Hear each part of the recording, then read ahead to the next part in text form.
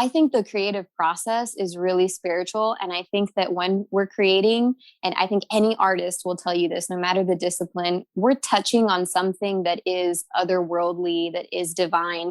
Just the way that ideas work, how inspiration works, how one day you sit down and just everything flows out of you in a way where maybe it even feels like, did that flow through me? Was it mine? Many people want to navigate life with peace and joy, but struggle to connect to their intuition. They find themselves overwhelmed, burned out, and frustrated. My name is Francesca Phillips, and I'm obsessed with spirituality and psychology and how the two can intersect to help you live a successful and intuitive life. I believe each of us can accomplish amazing things through balance and healthy habits instead of burnout. Consider this your go-to resource for where spiritual wellness and mindful productivity meets practical wisdom. If you're craving positivity and want to know how to find the answers within instead of searching endlessly without, then you're in the right place. Get ready to feel supported and inspired. This is the Good Space Podcast. You're listening to the Good Space Podcast, episode number 44, Aligning with Your Creativity and Being the Author of Your Life with Cris Ramos Greene. Before we dive in, I want to give my warm appreciation to our reviewer of the week, Pickle Rick 030. And they say, I work long hours in a corporate job, and the Good Space helps me escape and learn to deal with stress better. There are great lessons and tools that I think everyone could use. Pickle Rick 030, I am assuming that's a shout out to Rick and Morty, which is hilarious, and I love your username, but thank you so much for leaving this review. I'm really glad that it gives you a way to manage your stress better. And I really hope that we can continue to serve you in a way that continues to do that. So thank you again for being a part of this community. If you want to be highlighted in an upcoming episode and help further the mission of the Good Space, make sure to subscribe and give us a review on Apple Podcasts so I can then highlight your review in an upcoming episode. It only takes a minute. You can pause the episode and come right back. Make sure to screenshot this episode on your phone and tag us on your Instagram story at @FindYourGoodSpace, #TheGoodSpace, to let me know that you're joining in today, as you know that I love to share those screenshots on our stories too.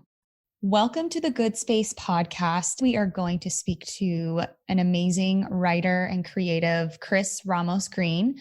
She's a Spanish-American writer whose writing about travel, relationships, and Miami culture has been published in Thought Catalog, The New Tropic, BuzzFeed Community, and Modern Brown Girl.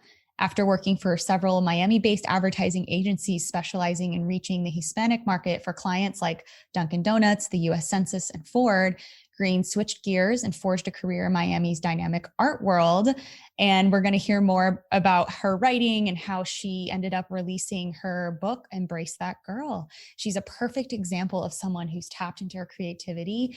And I'm so excited to have her speak to you on the show today. So thank you for being on the show, Cris. Oh my gosh, thank you so much for having me. I'm so excited to dive into it. It's interesting because your just background in general is so fascinating. And I'm curious, have you always worn the badge of author, writer, or like, where are you now? So you're working in art, and like, how did you transition into what you're doing now?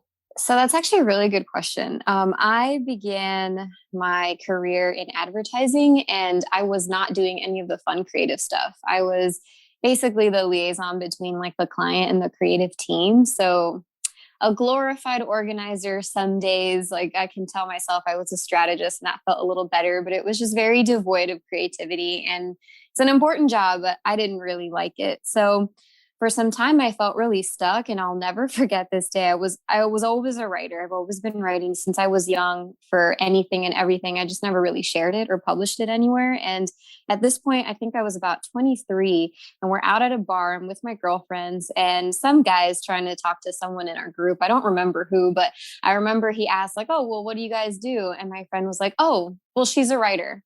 And I was like, "Oh, yeah, I'm a writer." And I know it sounds kind of silly, but that day, that moment just kind of showed me, well, I guess I've always been a writer. So I just didn't stop calling myself a writer after that moment.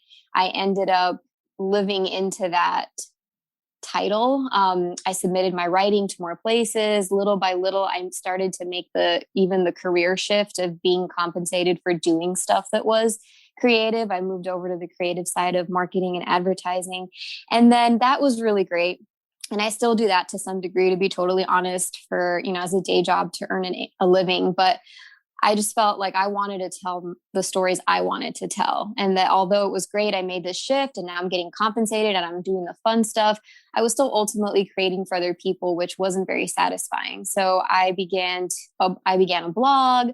I just started submitting writing wherever, whoever would take me. I had a travel column for some time, and then I tried my hand at a book, which I didn't finish. It's not Embrace That Girl, the memoir that I recently was published, and kind of dropped it for some time. And then when I moved, ultimately during the pandemic, is when I finished and published my memoir. And that's kind of the roundabout way that I got here. But it was a lot of self-talk and mindset, to be completely frank with you. I feel like once I declared what I wanted and who I wanted to be, it was very easy to live into that declaration. But prior to that, having not really believed that I was a writer, that I was worthy or even capable of living in that space, no matter how many things I tried mechanically, how many YouTube videos or blog posts or whatever I did, it just didn't really ultimately land the same way that it did when I actually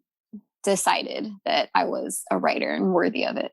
That's so, so powerful. I had Dr. Benjamin Hardy on the show like a while back, and he talks about almost exactly what you were saying, that if you can embrace that future identity or that future self, that actually primes you to take the action towards realizing that identity, because we can't handle the dissonance.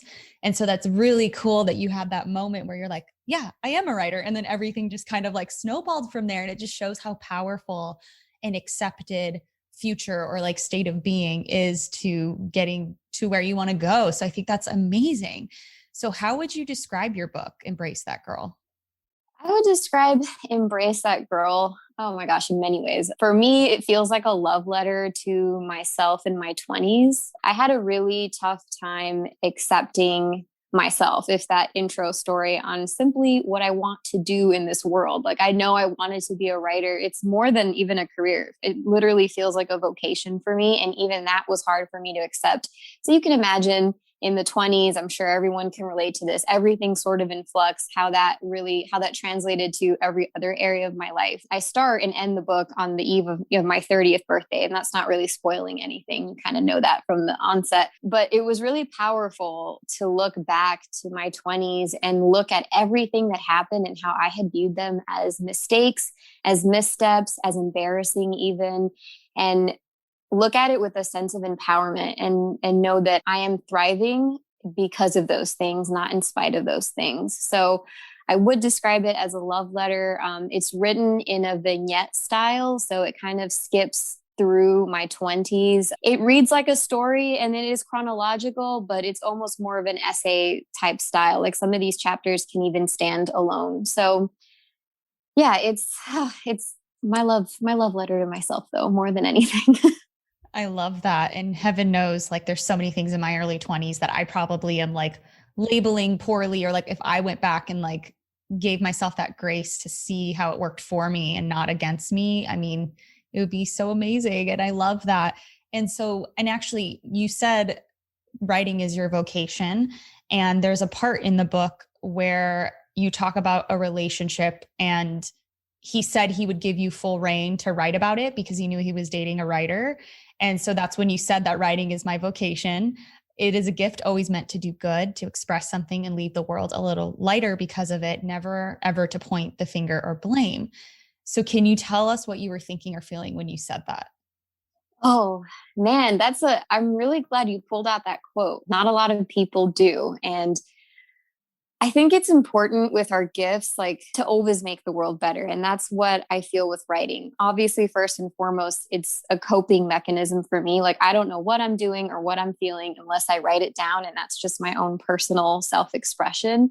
But in terms of sharing art with the world, and this was a memoir, so I change people's names. Like, there's some stuff that's flipped around, but really it's a story about my life, and that involves other characters, and those characters are real people in the world who also share those experiences with me. So before I went to write this story, my story, I got really clear with myself on what I felt was fair to share. And I feel like one, I should be able to talk about my experiences and what shaped me as a person. Like I shouldn't women in general, I think, struggle with this, like the being liked and not wanting to offend people. And I just felt like, no, I should be able to tell my story. However, as a big asterisk, I also feel like my own personal code of ethics and morals was that I wasn't going to write about any situation that I wasn't feeling like I processed it and I was coming from a place of authorship. So, what I mean by that is that any scenario, even if it deeply hurt me, I felt okay to express that something deeply hurt me and keep it to my experience and my lesson, but not as a he said, she said, or any sort of blamey energy. So, that's kind of what I was thinking of when I wrote that. That's what comes to mind. And you're right, though, like when writing is your form of expression and creativity, you can't separate the two. Like exactly like you said, I feel the same way that I process things through writing. Yeah, I love that idea of it's my experience. And as long as I write it in a way that's this is the lessons I took from it, or this is what I saw as my experience, then it's okay to do that. And so speaking of which, I love that you pointed out that women tend to not want to offend, or they like, will dance around just to fit within parameters. So when it comes to creativity though, I feel like you have to be okay kind of breaking those boundaries a little bit. So how did you feel like this book needed to be written? Like what was it in your soul? Like what were you feeling? I'm thinking of the person listening now who maybe in the back of their mind, they know, okay, I know something I want to create, but they just haven't been brave enough to do it. But it's like, how do you know, okay, I meant to do this and I meant to create this? I feel like we always have the answers inside of ourselves. And if we all listen in, we've been probably getting subtle and maybe not so subtle intuition and clues from our higher selves, the universe, whatever you subscribe to. But I feel like we always know, right? Like maybe it's that, you're driving in the car and you're listening to a podcast and some sentence someone says in the podcast gets you and you're just like, ooh, and it stays with you. Or maybe it just like something's kind of percolating. And I think that if we're quiet and we listen, we know that the work is calling us. Like I like to think of it, I'm actually getting this from Big Magic, of it as like an idea who's courting you. And when you're getting courted, when you're having the thoughts like, man, that would be really cool. What if I did this? And it's like really exciting. And it almost feels like being in a new relationship where you have like all these possibilities. And so I think that we get courted by ideas often and we know when it's happening. It's sort of like a little bit of magic. That's what I think people should pay attention to. Now, the hard part is deciding, all right, do I want to go in contract with this idea, so to speak, which I like looking at it like that. Because sometimes I feel like now that I'm a little bit older, I'm more attuned with my creative process and creativity, and I'm able to listen to the ideas that I feel are coming into my consciousness and courting me. And sometimes I'm like, ooh, I don't have time for that idea right now. I don't want you to go away, but the way Liz Gilbert describes it is these ideas as like their own individual entities. And if it's not going to be made manifest through you, it'll sort of like float in the ether and land in someone else. So that's why you have these occasions where you feel like someone wrote the book you wanted to write all those years, or maybe invention, or they think about things at the same time. And, I like to think about it that way too, because I just feel like we're all connected. So I feel like as an artist, I would tell people to listen and then take the chance, like take the call. If there's an idea, some ideas are very finicky and they'll leave you, right? Like you're running and you don't have anything to write it down. And by the time you get home, you're just like, it's gone. But some ideas, man, they are dog-headed and they're determined to get your attention. And I feel like this was that for me. And it was very patient with me. And even when I stopped showing up to do the work, I basically abandoned this book very similarly to how I abandoned the last one. For a long time, the idea patiently waited for me. And it doesn't always do that. Like in the case of the first book that I was telling you about that has not seen the light of day, by the time I finally got back to it, because I felt really guilty, it was like the husk of what once was. Like I just could tell that the idea left. Either it went to someone else or it just wasn't here. It was tired of waiting years for me to finish it. Thankfully, when I came back to this book, Embrace That Girl, even though I had dropped it for about a year, it was still there. It was still waiting for me. I ended up infusing more vulnerability and giving more back to it because I felt like, oh my gosh, you're still here. I still feel like I have more to tell. I'm going to really use it as a way to infuse even more of myself into this and be seen, which has always been really, really tough for me. Although I know I've written this memoir in a way, I feel like other people are way more private, or might think like, well, how private can you really be? You just publish this book. But it's easier to do it that way when I don't have to be in front of the person. And it was a very big personal, even difficulty for me to realize, okay, how much of myself do I really want to show? How much thoughts that I find totally embarrassing or isolating do I want to share? So in a very roundabout way, I guess what I'm saying is listen to your intuition and take advantage when those ideas are courting you to do it. It's your calling. Absolutely. And I just love that. And I do want to talk about some of the experiences, but before we move on to that, say you're like, okay, this idea is courting me. I want to do something about it. I mean, do you go and learn somewhere how to write a book? Do you just write it? Like, what was the next step? Like, how did you actually get from, I'm going to hold on to this idea? And then like, did you already know how to write a book, or does it not matter? Like, should people just start writing and then have someone help them edit it later? Because I'm just thinking of like perfectionists out there who are like, I have to know every step or else I can't do it. But it's like, how do you overcome that? Oh my God, no, that's such a good question. And I'm a struggling perfectionist. It's probably why that first book is not out in the world and is dead in my computer. I think the mechanism is not as important as your intention. I genuinely think that. I think in life, for a lot of things that you want to accomplish, it's legitimately 1 to 10% mechanics. So the how to write a book, how to do this, and about 90 to 100% almost your intention and determination to do it. So I had never written a book. Like I said, I did have experience writing. I had written in advertising, I'd written blog posts. That is a whole other type of writing, as I'm sure you know. Like, that's just, it's not the same to get someone's attention in an informational way, even storytelling in a blog post. It's just not the same. So I did not have any prior experience. I didn't pick up at that time any books. So I kind of just dove in and started writing my story. And then over time, I also began to do research on how to tell a better story. But it is just so much easier, in my honest opinion, to get that first crappy draft. And it is going to be crappy for everyone. I'm just going to be honest. Even if you're a terrific writer, just get a first crappy draft. It's so much easier to take a break, step away, and then read a book on how to write a really great story, or what, like, how do you want to like capture someone at the beginning? How do you make this unfold? How do you put, character development, and then go back to something that exists and infuse that new knowledge that you have with the passion that was put on the page in the first place? Then I would say it is to like do all of this research on how to write a book. Like, by the time you get ready, you're just like, okay, I've read 5 books. I've done the YouTube channel. I took a course. Oh, but my idea left. So I think just do it and course correct. Like, so much easier to have something to change than nothing. And then like do all this research for what? So brilliant.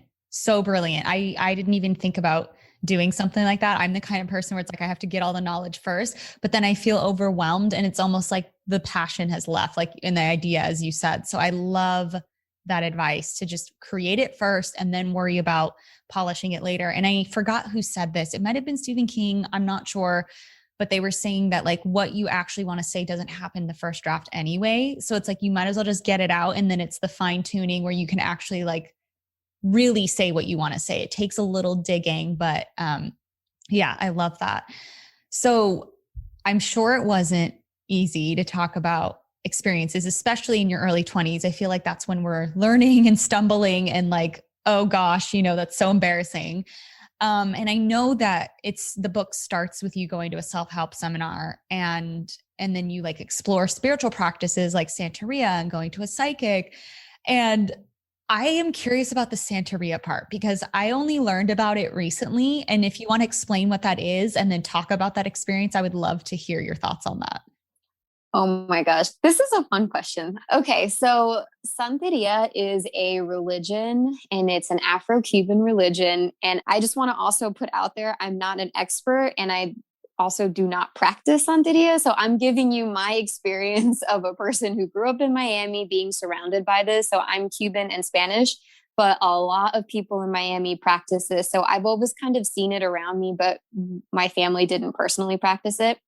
But essentially, it's sort of like a melding of Christianity, but it has mysticism in it. There's like different deities. It was born in Cuba from people that came from Africa, but then also the Spanish people that were there and clearly at the time instilling Catholicism. And so now it's like this kind of weird mix that a lot of Cuban people now practice in Miami. So the way I came to be is that at some point, my commitment to myself and feeling better. And I was definitely in a couple ruts throughout my 20s. And at some point, I just thought, I'm going to try whatever, honestly. I'll just, whatever it is. Like, I understand what it's like to get to the point of surrender where I just became really open-minded and thought, okay, I'm going to try it. So I went to a tarot card reader and I got my cards read.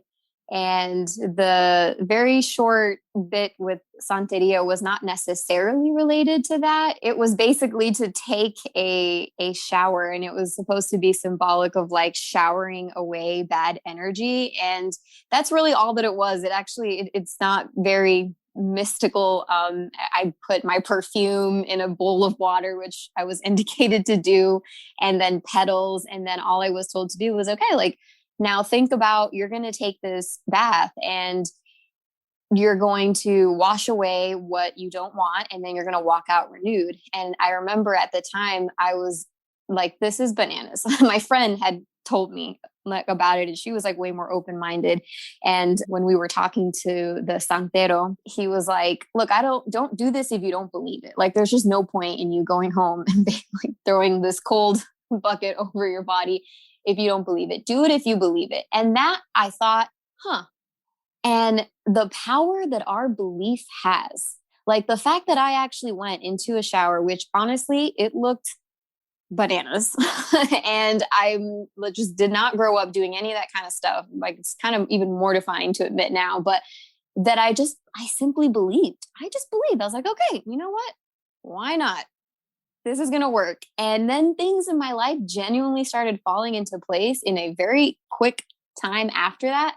I just feel like it probably had a lot more to do with my belief. You know, it was like, this is just a talisman, this bucket. It could have been whatever. It didn't matter. I believed that when I put the bucket over myself and I came out, that things were going to be different and that I had washed something bad away. And it was my belief, in my honest opinion, that made that so.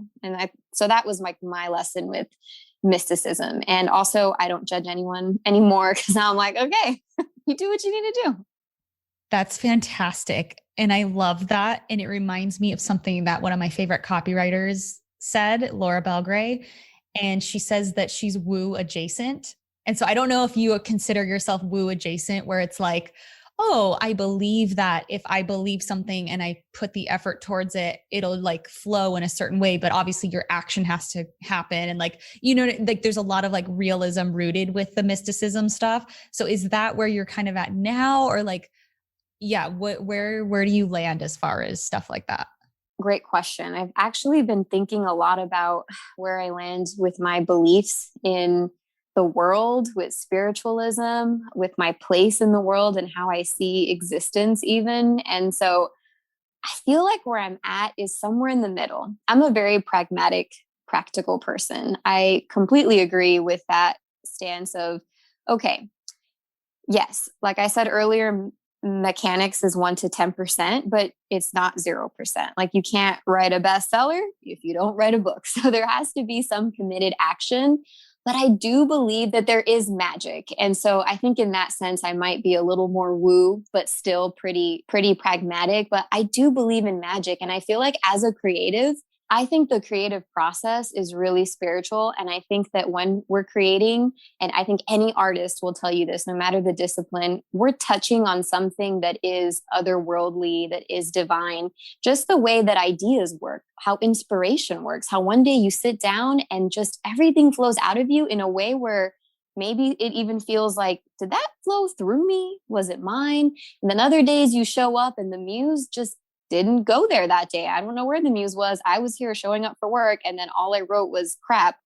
And I feel like that and that unpredictability, that's the magic part and the part that I can't really fully explain. So I feel like there's some woo, but we have to show up, right? Like we need to show up and do the work, and inspiration finds you when you're showing up to do the work. So I kind of believe in a little bit of both. Like I'm probably a little more woo than not, but I definitely don't believe in full on just do a manifestation board and then sit at home and meditate yourself to your goals. Like I don't believe in that either. Like that's kind of crazy.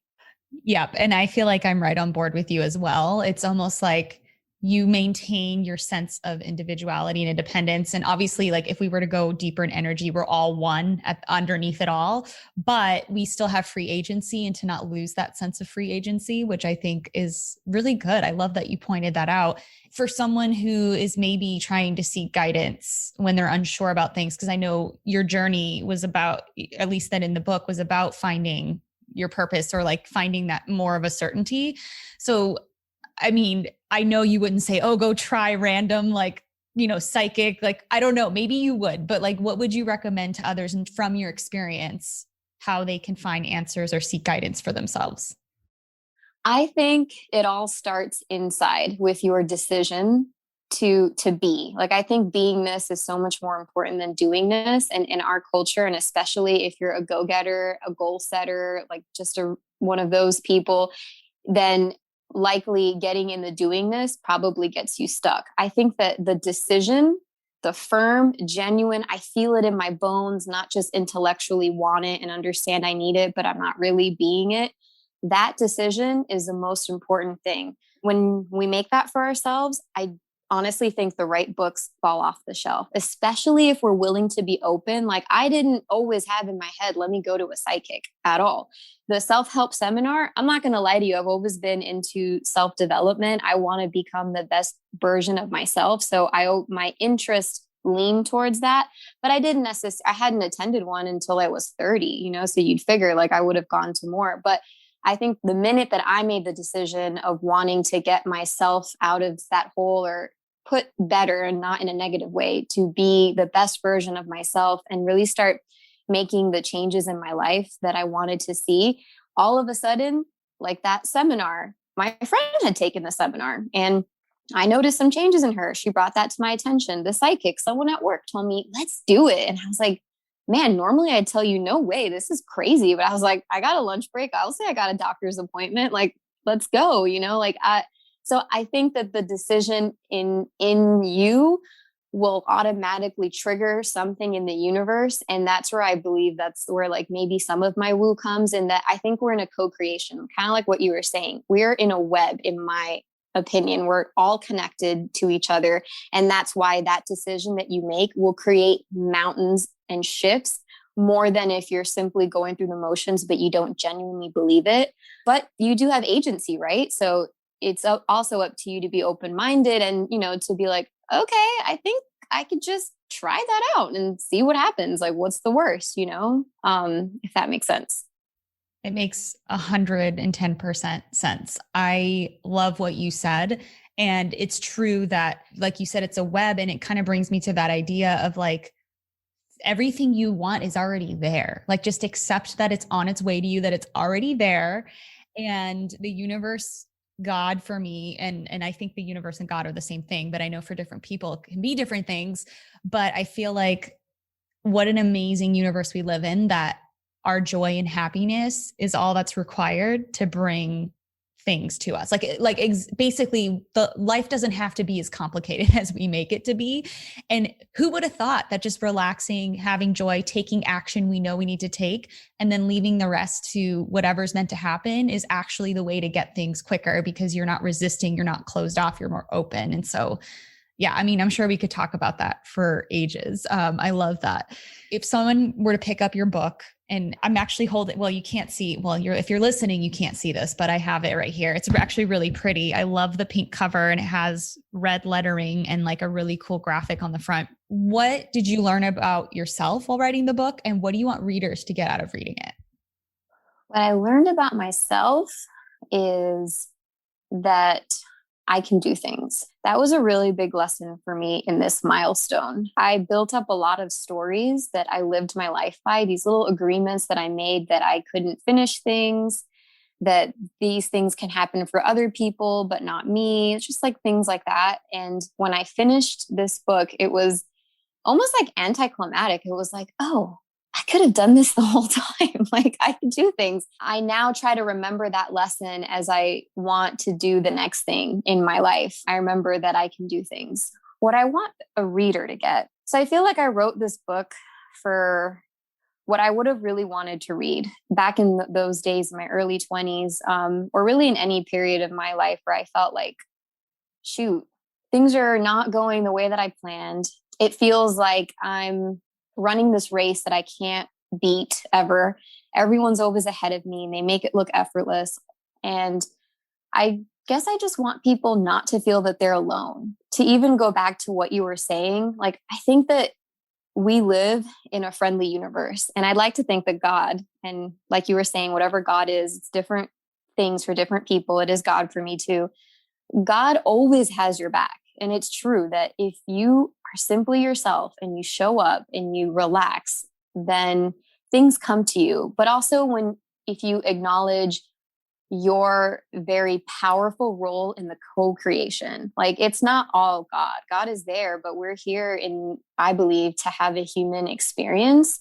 And part of that is us creating those experiences for ourselves. So I think the idea that we're so much more powerful and creating every single circumstance in our life than we even think, that's an idea that radically altered my life. And if someone else reads it and thinks, oh, wow, like maybe I am creating this, and that helps them make a shift, I mean, that would just make my entire life. It would make it worth it if even a few people got that feeling from the book.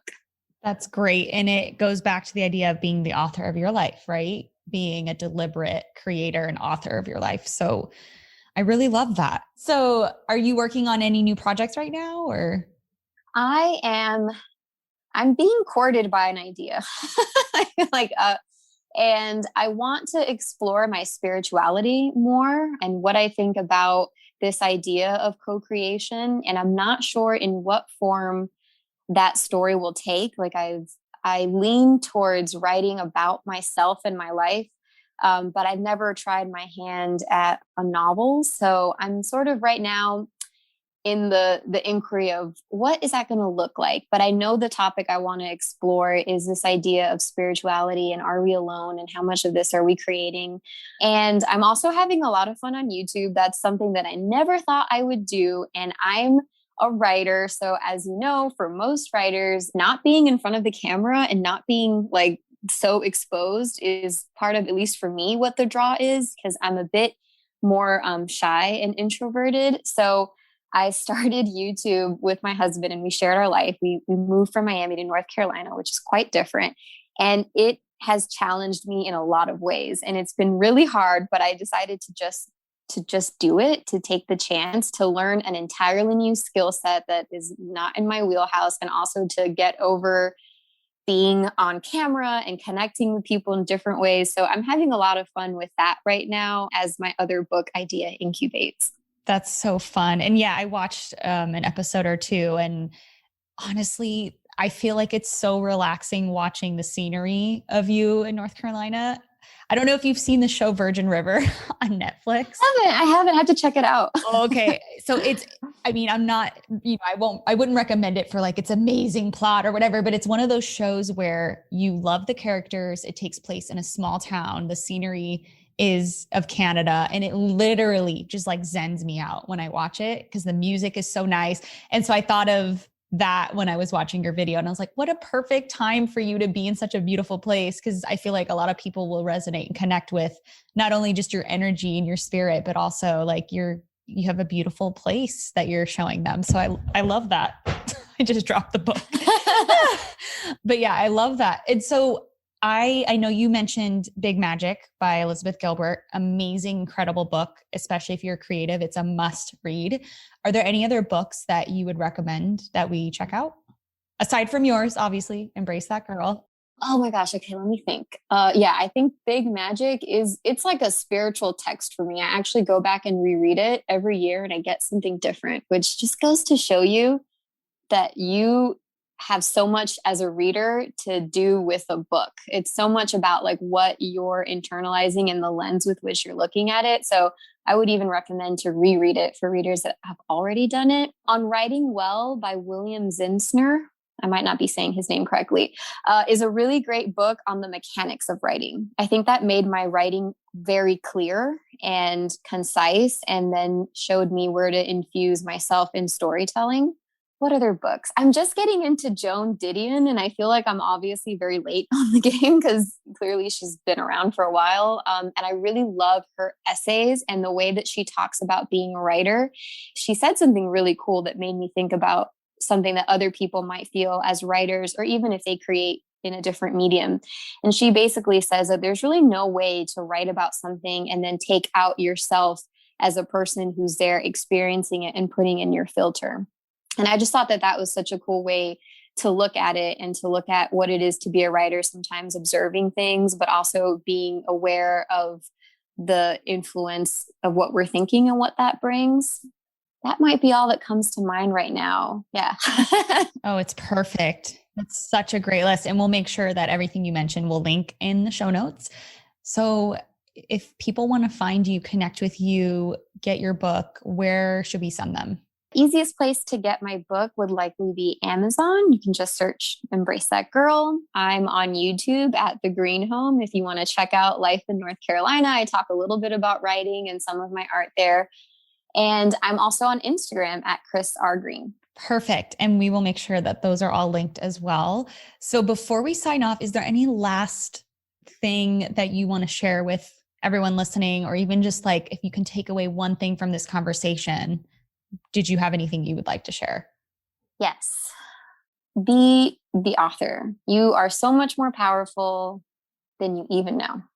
Like, I really hope that anyone listening, if you're in your car, you're working out, wherever you listen to your podcast, just know that you're powerful. You're already the author of your life. But when you start playing the game from that level with that awareness that you know you're the author of your life and you're authoring everything, it's the results and what you can create for yourself is really amazing. And the world needs that. Oh, it's so great. Cris, thank you so much for taking the time to chat with me today. And, we have a few writer-based things that we're working on this year. So maybe we'll connect again and yeah, I would love to collaborate on a few things. Yeah. Oh, I'd love that. Okay, cool. Well, thank you. Thank you. Now it's time for an affirmation. I intend to embrace the creative energies around me and bring to life the ideas that are courting me.